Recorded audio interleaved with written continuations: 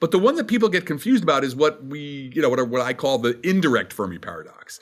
People have this idea that like every night astronomers are pointing their radio telescopes at the stars and searching for life, and that we've never found any, that we've done some kind of extensive search for signals of aliens and we've never found them. And that is completely wrong. And the reason it's completely wrong is so mundane, is that there's never been any money to do those searches. So very little SETI searching has been done.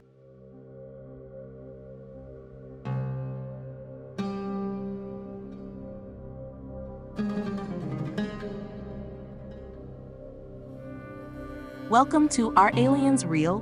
The channel where we explore the mysteries of the universe and ask the big questions.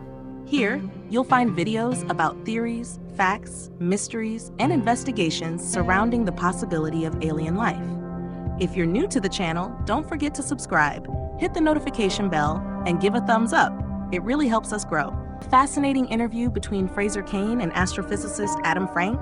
They dive into a common misconception about the Fermi Paradox. While most people understand it as a mystery of why we haven't detected alien life, Frank reveals there are actually two interpretations. In this video, we explore how this misunderstanding affects our search for extraterrestrial civilizations and uncover the true complexity of the Fermi Paradox. Do people fundamentally misunderstand the Fermi Paradox? Like what Fermi was really getting at? I think, well, there's, as I talk about in the book, there's really two different Fermi paradoxes, and they get deployed in different ways. The first Fermi paradox is the one I think he actually meant when he was, talking over lunch and suddenly, blurted out, "Where are they?" And what Fermi realized that day was that even if you had a spacefaring race that was moving at a tenth of the speed of light, could travel between the stars at a tenth of the speed of light, that they would be able to cover the entire galaxy, basically settle every world in the galaxy in a very short time scale relative to the history of the galaxy. So that's what we call the direct Fermi paradox. But the one that people get confused about is what I call the indirect Fermi paradox. People have this idea that like every night astronomers are pointing their radio telescopes at the stars and searching for life, and that we've never found any, that we've done some kind of extensive search for signals of aliens and we've never found them. And that is completely wrong. And the reason it's completely wrong is so mundane, is that there's never been any money to do those searches. So very little SETI searching has been done. So that's really the problem with that one. So people think that we've searched and we haven't looked, and the reality is we've never really searched. Do you think that Fermi understood how feasible it would be for an advanced civilization to settle the galaxy? What's interesting about the Fermi paradox is probably Fermi never thought about it again after that lunch conversation. Conversation, yeah, because he was so smart.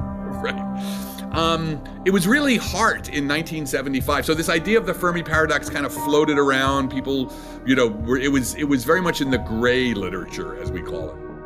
But then it was Hart in 1975 who wrote a paper that sort of formalized the Fermi paradox as a paradox.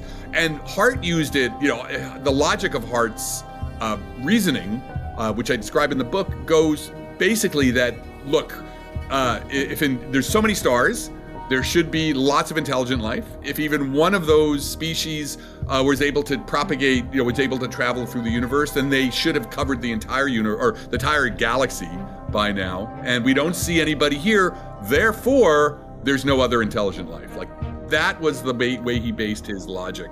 So he certainly thought that it was possible to colonize, to settle other worlds. And then there's this idea of the von Neumann probes that, maybe it's machines that are doing this. It doesn't have to be biological critters. It could be just automated probes that are hopping from one solar system to the other, consuming resources to build the next version of themselves, and then hopping to the next solar system. So I think other people thought about this more generally. And the Fermi paradox, the direct Fermi paradox does have some issues about it. And we've written some papers. I think you and I even talked about it one time, some of the paper that we did. But it's really the indirect Fermi paradox that I think is the one that people misunderstand most of all. In the end, the Fermi Paradox continues to challenge our understanding of the universe and our place in it. Whether we're alone or part of a cosmic network, one thing is clear: we need to keep asking questions and pushing the boundaries of what we know. If you're intrigued and want to dive deeper into Dr. Adam Frank's thoughts, check out his book, The Little Book of Aliens. You can find the link in the description below. Thank you for watching Are Aliens Real? If you enjoyed this video, don't forget to leave a thumbs up and let us know your thoughts in the comments. Be sure to subscribe and hit the notification bell so you don't miss any of our upcoming videos exploring the mysteries of the universe. See you next time.